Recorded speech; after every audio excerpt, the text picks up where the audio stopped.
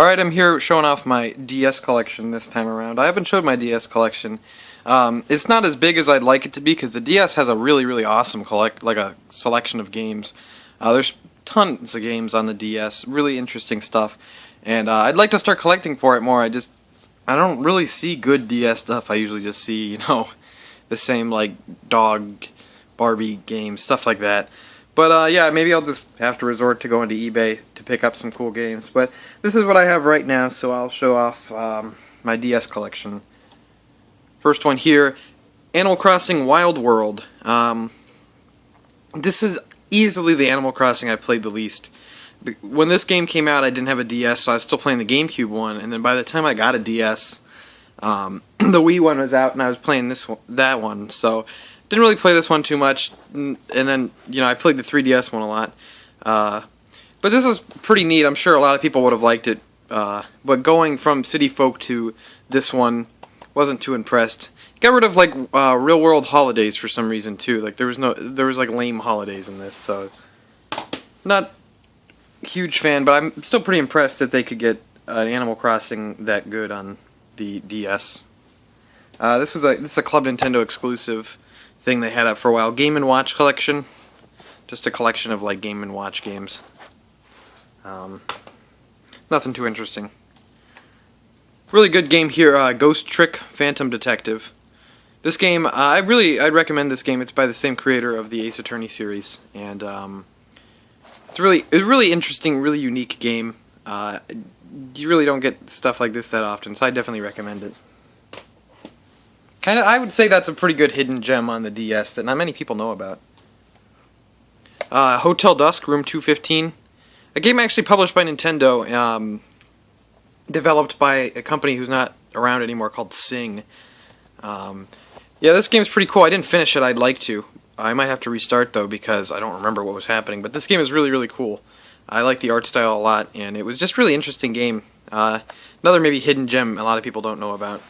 It's a shame we never got the sequel in the United States because Sing went out.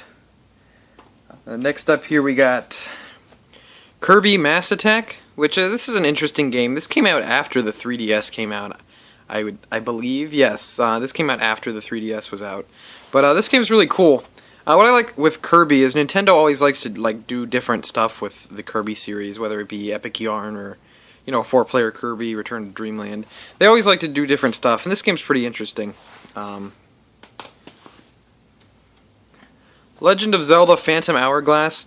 I don't have Spirit Tracks. I'd like to pick it up at some point because I want to get all the Zelda games, but really not a huge fan of this. I don't like controlling Link with the touch screen. Not really my thing. Not a huge fan. I got here Mario and Luigi Partners in Time. The case is red. I'm not sure why. I just bought it new, and it was like that. Probably under some sort of maybe player's choice type thing. But I should just switch that case out because everything else about it's the same. And Mario and Luigi Bowser's Inside Story. Both really good games. I think Partners in Time gets a lot of hate, and I understand why. But I still like it. And Bowser's Inside Story is pretty cool as well. I enjoy both of these games a decent bit. I don't know. I got this at Goodwill for really cheap. I haven't played this. I've played the Wii one. I've not played the DS one. Mario and Sonic at the Olympic Games. I don't know how this would be on a handheld. The Wii Olympic Games isn't that great. It's basically just shake your Wii remote around. But the Olympic Winter Games on the Wii is actually pretty fun. Who knows how that's on a handheld though. Got this for really cheap. Mario vs. Donkey Kong Miniland Mayhem. A pretty interesting little puzzle game. We've seen a couple of these Mario vs. Donkey Kong games. They seem to go under the radar though, but they're fun. Mario Kart DS. I really haven't played this game as much, admittedly, as same reason as Wild World is because I was already playing the Wii one and then the DS one came out. But this is pretty fun. This has some cool tracks and stuff. Metroid Prime Hunters. Not a big fan of this game. I really like the other Metroid Prime games. I don't like having to control the camera with the touch screen. The game's kind of butt ugly. Really boring. Not a huge fan. New Super Mario Brothers, just regular, I guess. Not the biggest fan of this first New Super Mario Brothers. I played through the Wii one, and that one's fun, and I like the 3DS game and the Wii U game. But this one, I don't know.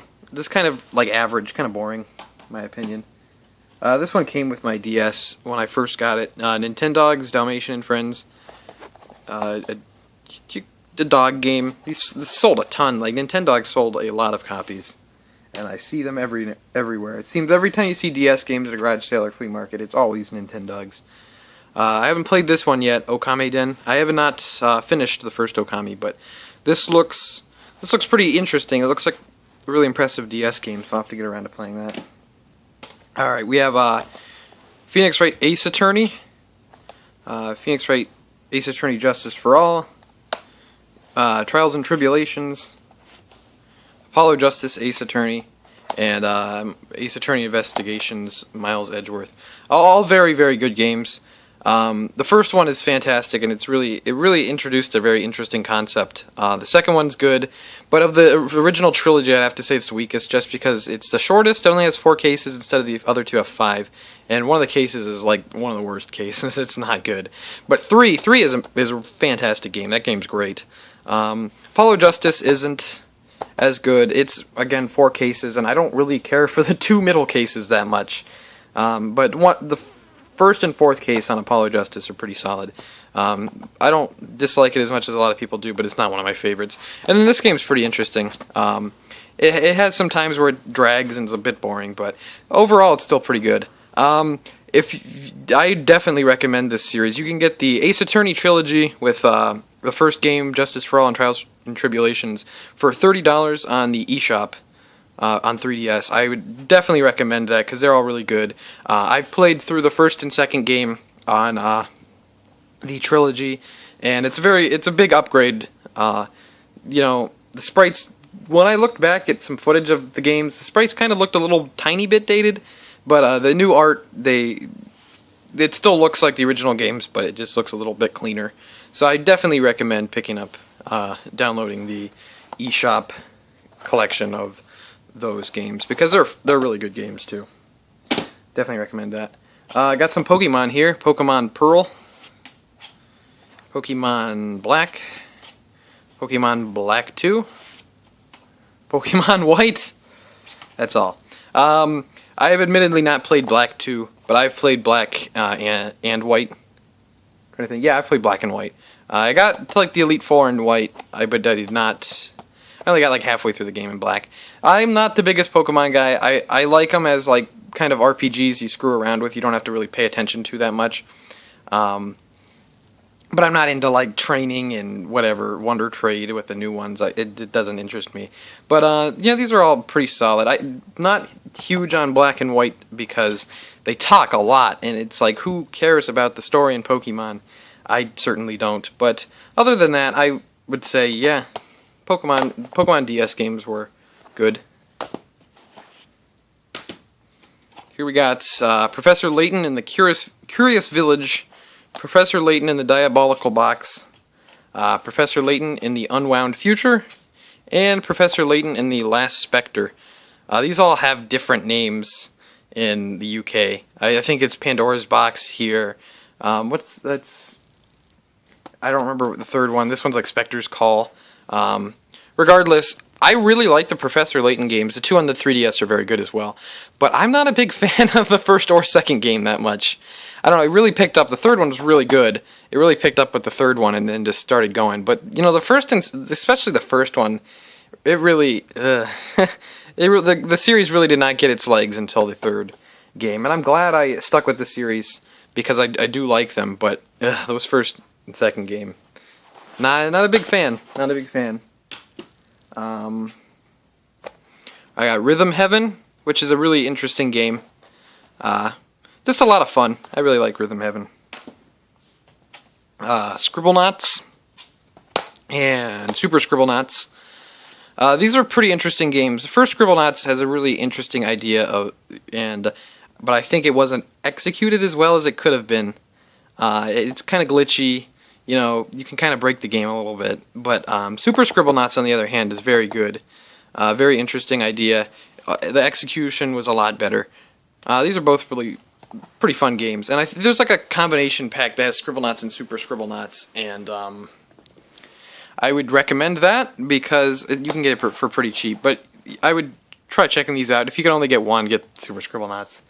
Kind of skip over the first one, but they're fun games. I guess I'd recommend them.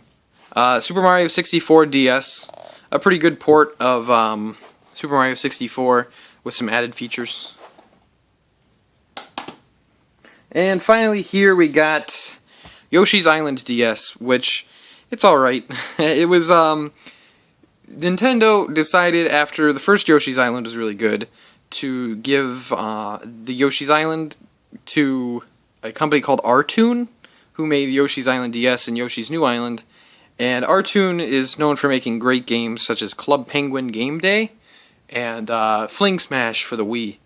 And I think R-Tune's kind of awful. I don't think they've really made any standout games, and I don't know why Nintendo keeps trusting them with the Yoshi series. But this game's average at best, and the music's really bad. But yep, that's it. That's my DS collection. I hope you enjoyed that. Leave a comment with some of your favorite DS games and some that I should pick up, because the DS has a huge library, I'm sure, and I only have about 30 games.